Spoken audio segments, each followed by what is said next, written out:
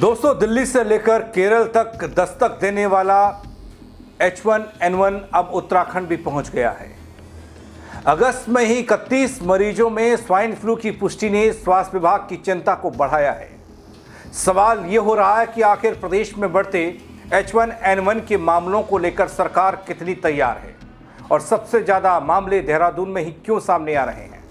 पूरी खबर देखिएगा दोस्तों, कैसे इस एक बीमारी ने स्वास्थ्य विभाग से लेकर सरकार को अलर्ट होने पर मजबूर कर दिया। नमस्कार, पहला मैं पंकज रौतेला, आप देख रहे हैं अपना उत्तराखंड न्यूज।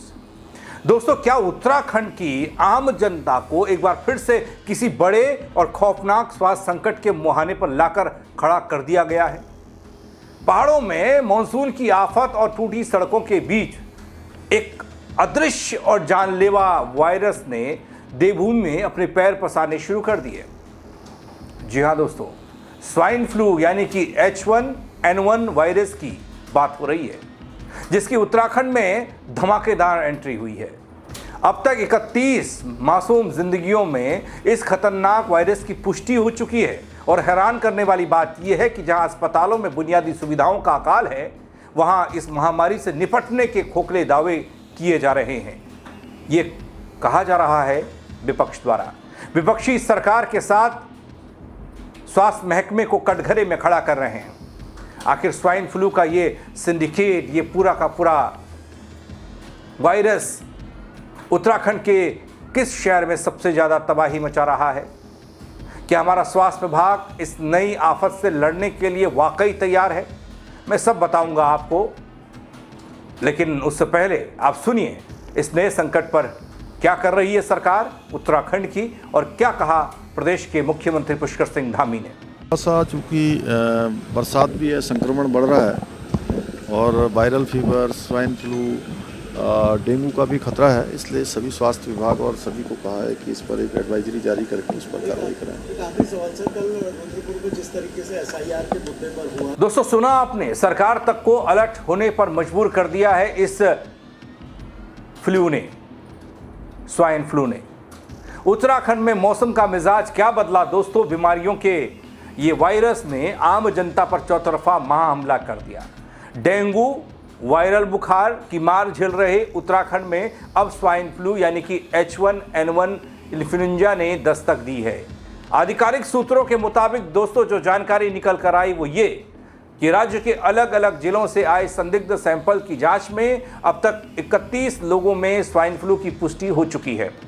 दोस्तों, इस आंकड़े के सामने आते ही देहरादून के स्वास्थ्य मुख्यालय से लेकर शासन तक के गलियारे में खलबली थी।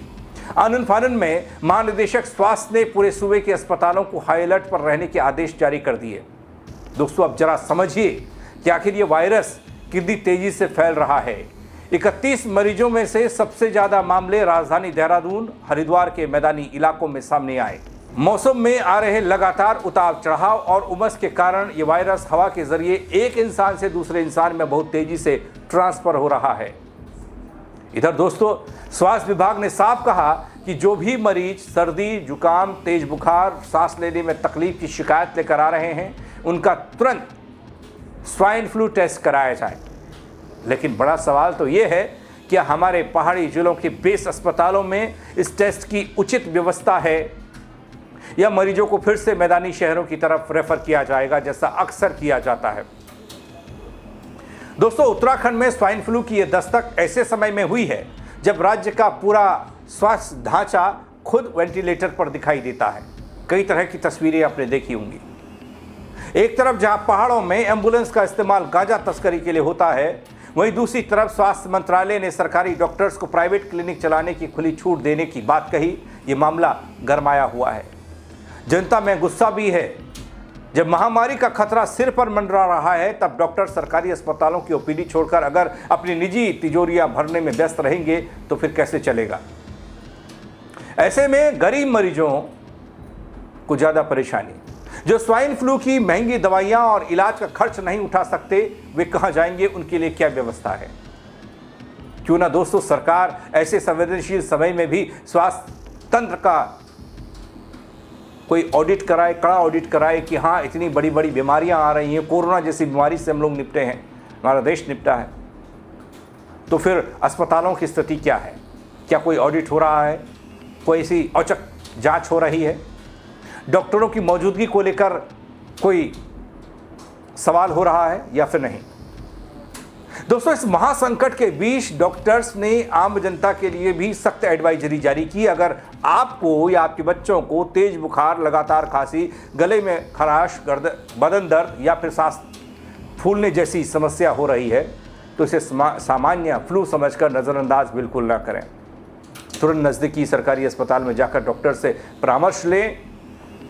और डॉक्टर्स का ये भी कहना है कि दोस्तों की भीड़ भाड़ वाले इलाकों में जाने से बचें, मास्क का प्रयोग करें, हाथों को बार बार सैनिटाइज करते रहें, क्योंकि सावधानी ही इस लाइलाज बीमारी का संक्रमण फैलने से बचाने का एकमात्र रास्ता है, तरीका है। 31 मरीजों में स्वाइन फ्लू की पुष्टि होना दोस्तों प्रशासन के लिए एक बहुत बड़ा अलार्म है। सरकार को प्राइवेट क्लिनिक की फाइलों को छोड़कर तुरंत सरकारी अस्पतालों में बेड और जीवन रक्षक दवाओं का स्टॉक दुरुस्त करना होगा, ऐसे जानकार कह रहे हैं, ताकि वो कोरोना जैसी भयानक स्थिति दोबारा देवभूमि में ना पैदा हो। लेकिन दोस्तों, अभी हालात कैसे हैं? लगातार इस बदलते मौसम के बीच में बीमारी घर घर है। अब स्वाइन फ्लू की दस्तक ने चिंता को और बढ़ा दिया। इस गंभीर मुद्दे पर क्या तैयारियां हैं? आपको क्या दिखाई दे रहा है ज़मीन पर, अस्पतालों में आप जब जा रहे हैं? सुविधाएं हैं या फिर नहीं?